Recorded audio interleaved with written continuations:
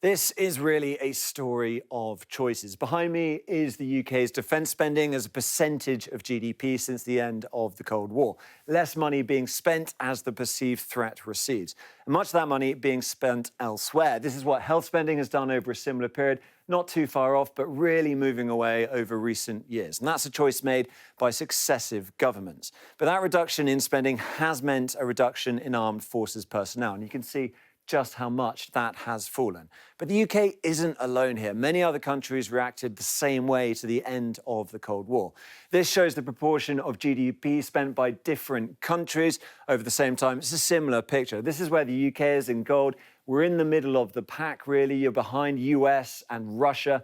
But we spend more than they do in absolute terms. Then you've got other countries like Poland, which today has announced it's increasing its defence budget to 4% of GDP.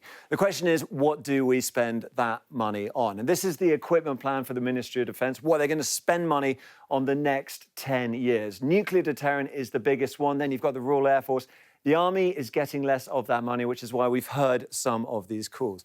And this comes back to the integrated review, this idea of a global Britain and a tilt to the Indo-Pacific. And for that sort of strategy, you need new equipment, best exemplified by the Queen Elizabeth-class carriers. Two of them delivered at a huge cost, £6.4 billion, to project power across the seas.